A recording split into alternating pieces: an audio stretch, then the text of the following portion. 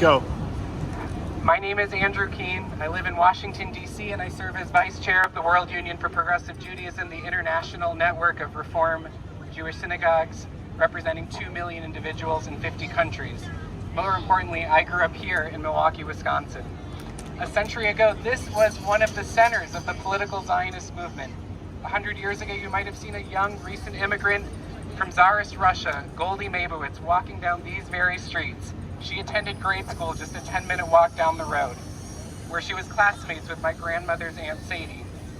Before she was Prime Minister, Golda Meir was a local activist, organizing for more affordable textbooks for students, education for girls, and of course for a modern state of Israel, as an active member of Young Po'alei Zion. It's with the spirit and the grit of Milwaukee's native Golda we return here to these streets that she once walked, not to fight for the creation of a modern state of Israel, but to fight for the soul and the democratic character of the state she helped to build. For 75 years, Israel has had no better ally than the United States, and the United States has had no better partner in the region than Israel.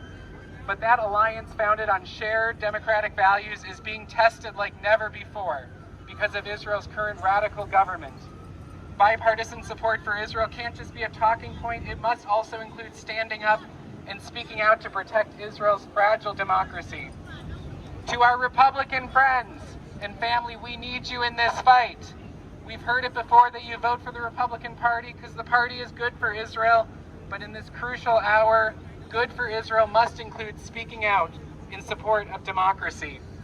What we know from our own country and from history, while threats to democracy are always partisan, saving democracy is never partisan. We need you, and we need you now.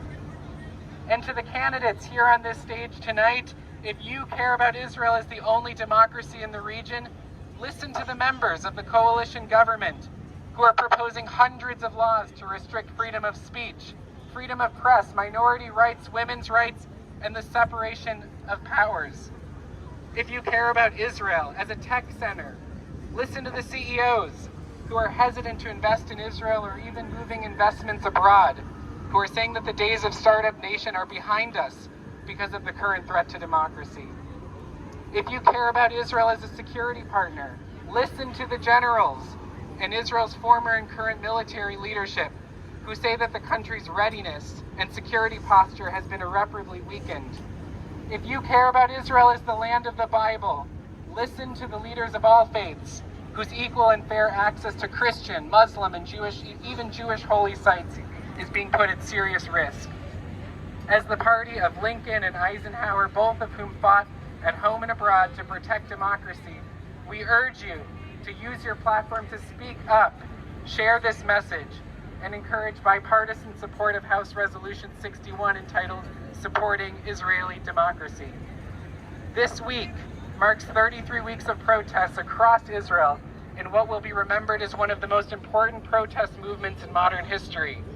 Our Israeli siblings are at the front of this fight, but Jews around the world, from Milwaukee to Melbourne, have your back to ensure that the Jewish state represents all the Jewish people.